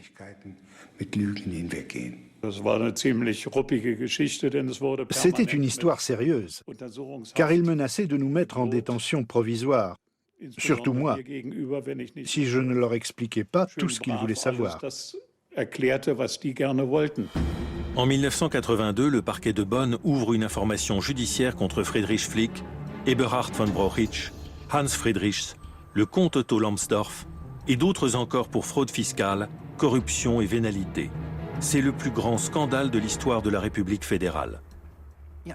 L'affaire Flick, c'est l'histoire d'un groupe industriel qui veut obtenir une exonération d'impôts et prépare le terrain pour arriver à ses fins. Le groupe a misé sur certains hommes politiques qui, en échange, bénéficiaient d'un soutien particulier de sa part. Il a sélectionné certains politiciens particulièrement utiles, comme on mise sur un cheval. Mais ce système a volé en éclats suite aux révélations des médias et à l'enquête judiciaire ouverte par le parquet.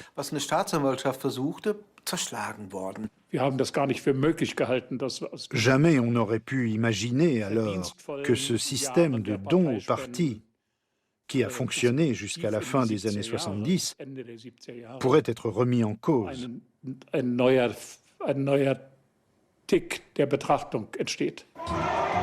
Au Bundestag, les Verts attaquent les partis établis et le nouveau chancelier Helmut Kohl qui vient d'annoncer un tournant spirituel et moral. Es ist wohl auch nicht anders zu erwarten und dies ist wohl auch angemessen für einen Bundeskanzler, dessen Weg an die Spitze seiner Fraktion und seiner Partei, wie wir in diesen Tagen erfahren haben, von Flick freigekauft wurde. Le terme de République achetée fait mouche. Jürgen Renz puis Joschka Fischer sont exclus de la séance. C'est le scandale. Herr Abgeordneter Fischer, ich schließe Sie aus der Teilnahme der weiteren Sitzung aus. Wir haben Fehler gemacht, dass wir Notre erreur a été de ne pas suffisamment prêter attention à la politisation du financement des partis par les envieux et les nouvelles générations. Nous avons pensé que si cela fonctionnait bien depuis 1950, cela continuerait à fonctionner comme avant. Face à la commission d'enquête du Bundestag, Friedrich Karl Flick se veut résolument optimiste. Oh, wir werden dieses Kind schon schaukeln. Diese Affäre trägt ja den Namen Flick. Kommt es Ihnen nicht sehr bitter an, dass Ihr Name derart in Verruf geraten ist? Mein Name ist gar nicht in Verruf geraten, das wird sich schon herausstellen. Flick prétend ne pas être au courant. Une déclaration qui n'honore pas son image de chef d'entreprise et qui ne convainc pas le monde des affaires. C'est une blague. C'est impossible. Il était au courant de tout ce qui se passait dans son entreprise. Évidemment.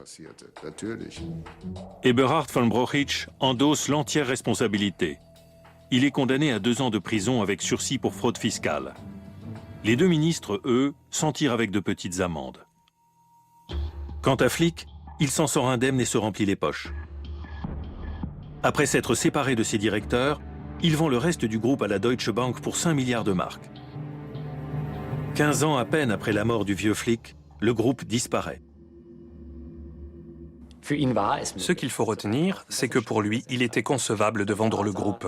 Son père n'aurait probablement jamais fait cela, car il n'avait pas de vie en dehors de l'entreprise. Mais pour Friedrich Karl Flick, c'était une option, et il a choisi de céder le groupe. Friedrich Flick a douté très tôt des capacités de son fils à diriger le groupe. Mais si ce fils n'a jamais eu confiance en lui, n'est-ce pas à cause de la dureté excessive de son père? Le nom de Friedrich Flick est sali à son tour. Salué dans les années 60 comme un entrepreneur génial, il apparaît désormais comme un profiteur sans scrupules.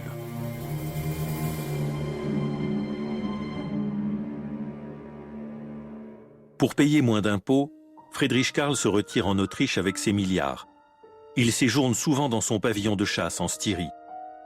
En 1990, il épouse en 3e noces une Autrichienne de 30 ans sa cadette, Ingrid Rager, qui lui donne des jumeaux, Victoria Katharina et Karl Friedrich. Jusqu'à la fin, Flick conservera une figure de patriarche au sein de sa famille. Il meurt en 2006, à 79 ans. Berlin, en l'an 2000. Plus de 50 ans après la fin de la guerre, le gouvernement et les dirigeants économiques créent au Bundestag un fonds d'indemnisation pour les anciens travailleurs forcés. Le chancelier Gerhard Schröder félicite les négociateurs à l'origine de cette initiative. Toutes les grandes entreprises allemandes y participent. Les flics vont-ils enfin assumer leurs responsabilités? Otto Ernst et Friedrich Karl Flick n'ont jamais eu l'intention de verser le moindre dédommagement. Mais quelle est la position de leurs héritiers? Gert Rudolf Flick, le fils aîné de Otto Ernst, refuse de dire s'il a oui ou non contribué au fonds d'indemnisation des victimes. Depuis 2004, Friedrich Christian expose sa collection d'art, estimée à plusieurs millions, sans avoir versé la moindre contribution. L'affaire fait scandale, Friedrich Christian finit par donner 5 millions d'euros au fonds d'indemnisation. Dagmar Flick, la sœur cadette, est la seule à avoir versé spontanément 5 millions de Deutschmark. Alexandra et Elisabeth Flick, les filles de Friedrich Karl, issues de son 2e mariage, ont hérité une partie de la fortune familiale. Une autre partie est revenue aux jumeaux d'Ingrid Flick, la 3e épouse. Les descendants de Friedrich Karl n'ont jamais indiqué s'ils avaient contribué au fonds d'indemnisation. Mais leurs noms n'apparaissent pas sur les listings de la fondation. Aucun des héritiers n'a souhaité nous accorder un entretien.